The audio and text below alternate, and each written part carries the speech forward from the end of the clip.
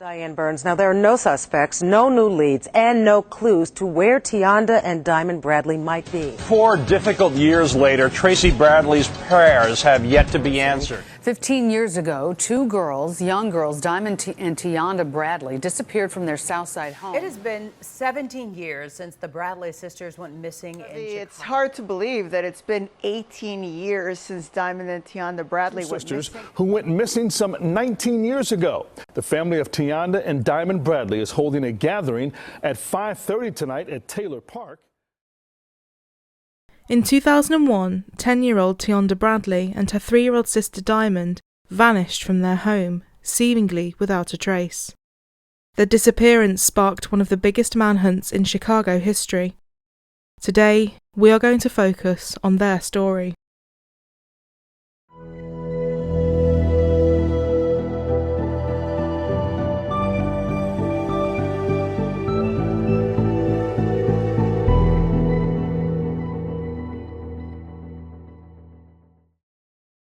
Tianda and Diamond Bradley were born to Tracy Bradley and lived in an apartment in Bronzeville, Chicago, Illinois.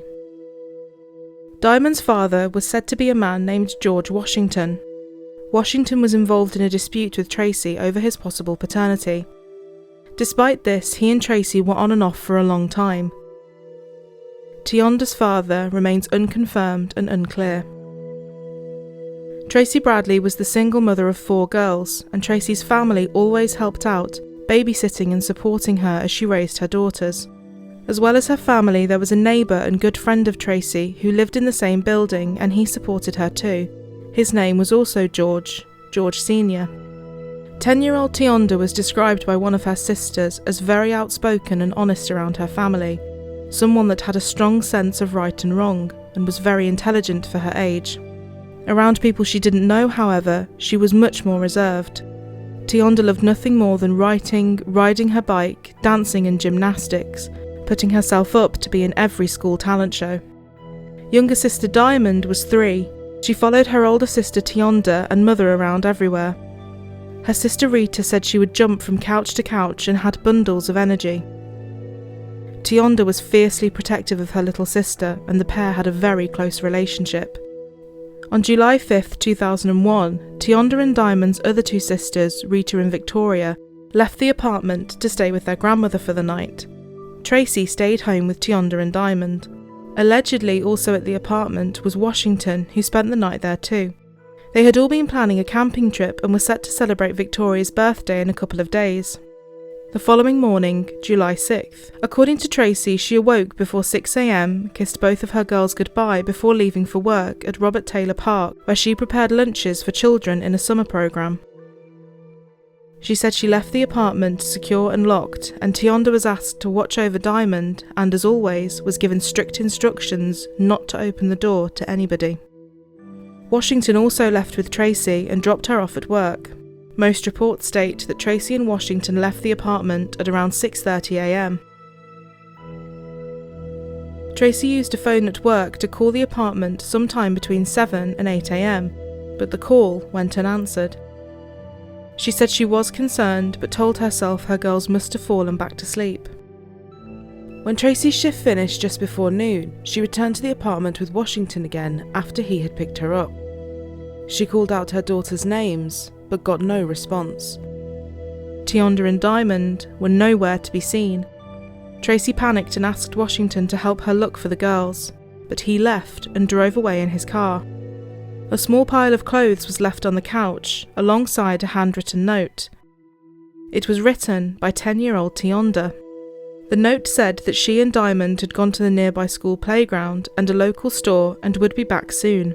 Tracy said her girls would never have left the apartment without her telling them they could, and they wouldn't have opened the door to any unknown person, and the rest of the Bradley family agreed.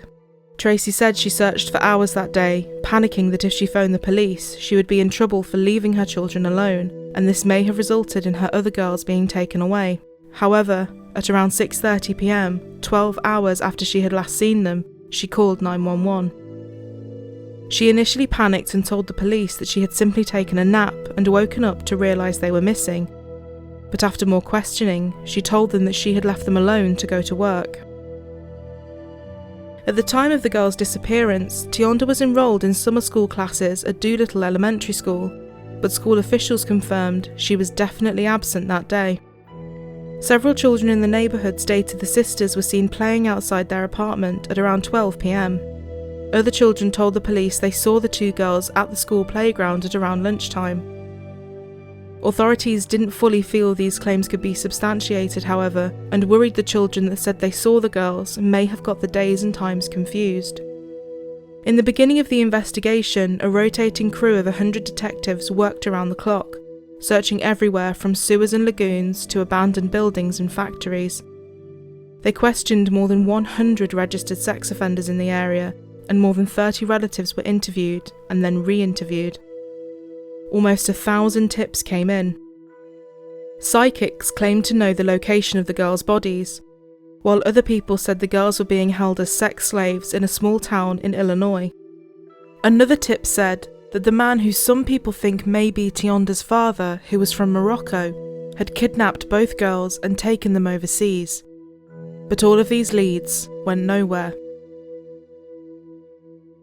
Investigators believe whoever was involved knew the girls, and in turn, the girls trusted the person or persons implicitly. Their Aunt Faith agreed and said that Tionda would not have opened the door for a stranger. In Chicago in 2001, at the time the girls went missing, there had only been 5 cases of abductions at the hands of strangers within the 15 years prior. Statistically, and with all the information put together, many people just didn't believe it was a random abduction. One day, when Tracy was being questioned by Chicago police, a vital piece of evidence was brought to light. Tracy had left her phone with family members while she was speaking with detectives, and a few people decided to check her voicemail. A voicemail had been left on the phone by 10-year-old Tionda on the morning she and her sister had disappeared. On that morning, Tracy's cell phone wasn't with her, according to family members. It was with Tionda and Diamond's grandmother. It is understood that the voicemail said, "Mama, this is Tionda. Mom, pick up the phone. George is at the door. Can I open the door? He said that we're going to Jules to pick up the cake there. We're coming to pick you up from work." This cake was for her sister Victoria's birthday that was the following day. It is unclear whether Tionda was referring to George Washington or the family's neighbour, George Sr., but George was the name heard on the recording by 10 family members. For unknown reasons, this voicemail would be lost. Whether it was deleted on purpose or simply not saved, the message Tionda left no longer exists. A few days later, an image of 2 young girls resembling the pair was found on a surveillance video at the store named Jules that Tionda had spoken of in the voicemail. Police asked if Tracy could confirm whether it was her girls on the tape, but they were met with resistance from her. Tracy said she didn't believe it would be her daughters, despite not seeing the video. Tracy eventually agreed to view the footage, which was now in the hands of the FBI. But sadly, although very coincidental, it wasn't the missing pair. Difficult years later, Tracy Bradley's prayers have yet to be answered, but she keeps hoping as the search for her 2 missing daughters goes on. Good afternoon, I'm Antonio Moore. And I'm Diane Burns. Now, there are no suspects, no new leads, and no clues to where Tionda and Diamond Bradley might be. I talked to Tracy Bradley about her pain and a dream that haunts her, yet offers her some hope 4 years later.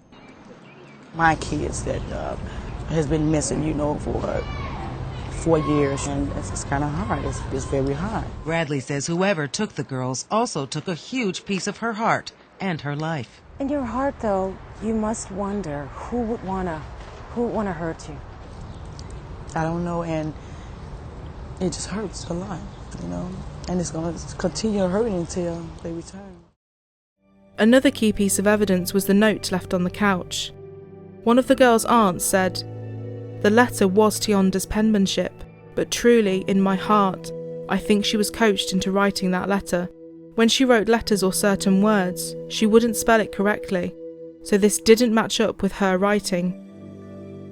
Other family members said that if Tionda had wanted to tell her mother something, she would have just called her cell phone, not left a note.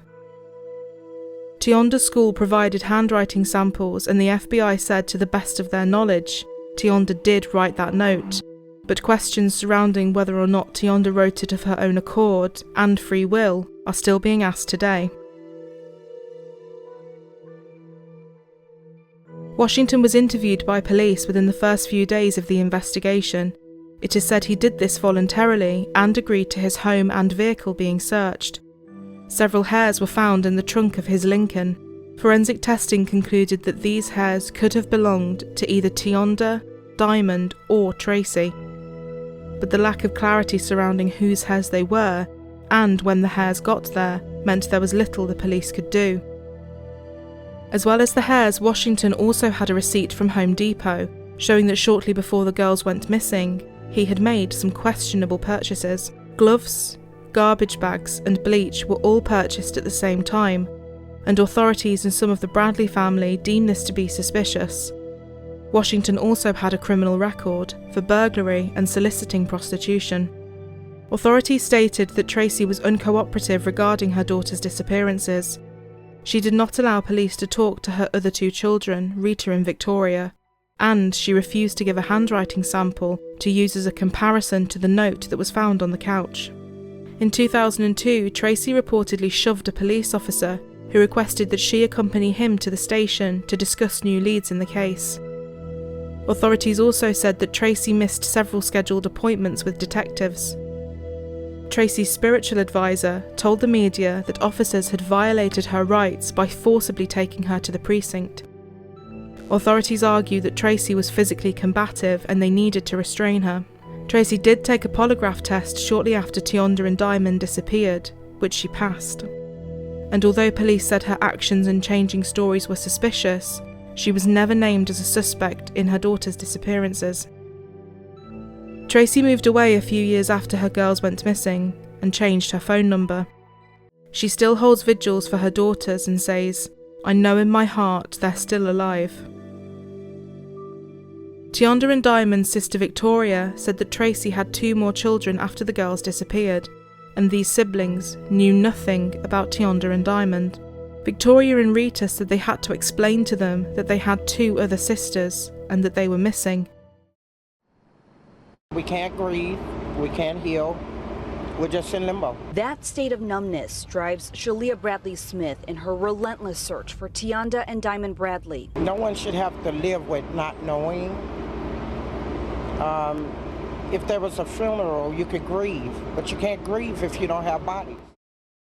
The girl's great-aunt, Shalia Bradley Smith, said several years ago that she got in touch with the family that now has the phone linked to the number that Tracy used to have.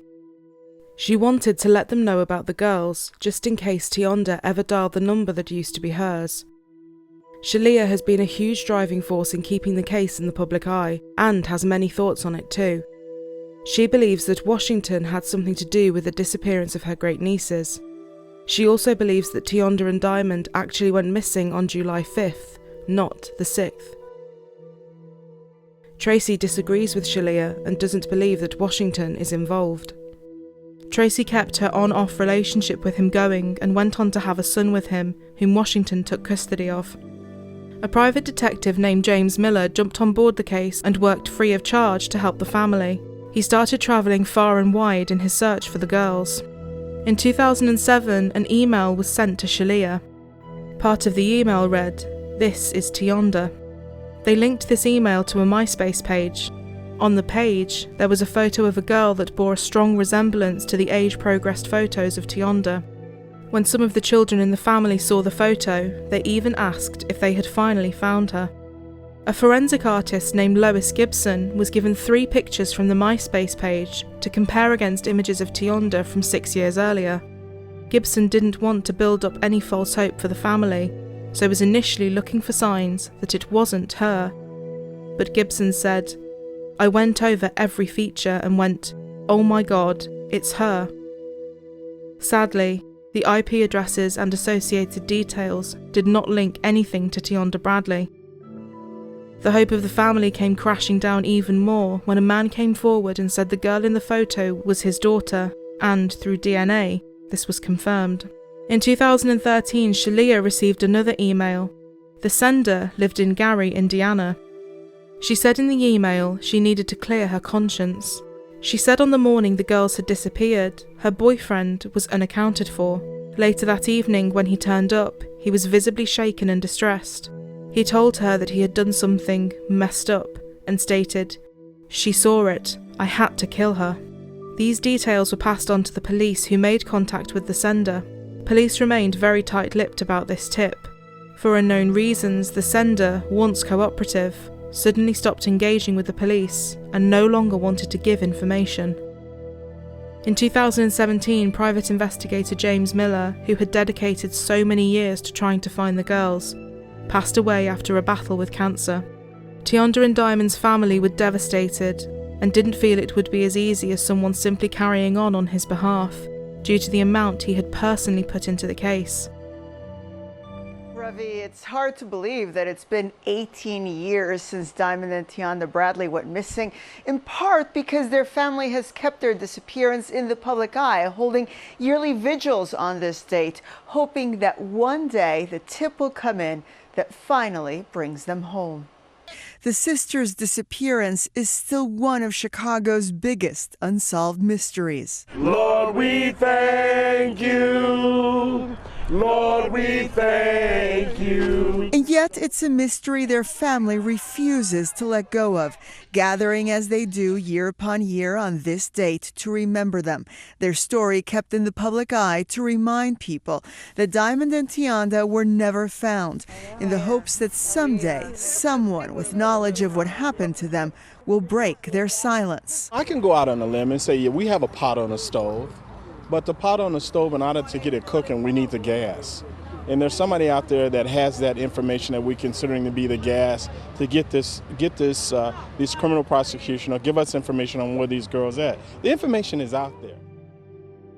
Detective Ed Carroll, a Chicago police veteran for 26 years, worked the case on and off until his retirement in 2013. He said, "Almost every case I've ever worked, especially the violent crimes, you're always able to either include someone or exclude someone, and this was the only case I worked in my entire career where I couldn't exclude anyone or include anyone." In 2019, Shalia posted on the Missing Diamond and Tianda Bradley Facebook page, pleading for the girls to come home. Shalia said a woman responded saying, "We're trying." Through a series of messages, Shalia said, she went on to say that she was Tianda, and that she and Diamond have been together this entire time, that they both have kids and Diamond is in college. The woman was willing to take a DNA test to prove she was Tianda. New hope in the case of two Chicago sisters who have been missing for almost 2 decades now. Diamond and Tianda Bradley were last seen near their Southside apartment back in 2001. Well, recently, a woman contacted their family with a surprising claim. Here's John Garcia with the story that's new at 4:30. She pretty much said that she's Tianda, and she showed me pictures of some children, that one is supposed to be hers and the other one is supposed to be Diamond. A woman in Texas goes by the name Lele Rodriguez on Facebook. She communicated with me earlier today. When I asked if she is Tianda Bradley, she said yes. She does not say whether she is going to get a DNA test, but asked me not to contact her anymore. She went on to say that she was Tianda, that her and Diamond has been together all this time. They both have children. Diamond is in college. So I was asking questions about, birthmarks, scars, what happened, how did you end up there. I think she detected that I was skeptical, and she got a little upset. She did. She says, "Unto you of all people should know this is me." But this was nothing more than a cruel hoax. Every year, the family holds a vigil on the anniversary of their disappearance to honour the girls and hopefully spark more interest in the case. Today, the release of this episode falls on July 6th, 2021, and this marks the 20th anniversary of the disappearance of Tianda and Diamond Bradley. If you have any information relating to the disappearance or whereabouts of Tianda Bradley and Diamond Bradley, I've left links in the description box for any tips that people may wish to leave that could help locate them. Diamond and Tianda, Diamond and Tianda, Diamond and Tianda, Diamond and Tianda, Diamond and Tianda. Got the whole world in his hand. He's got the whole world in his hand.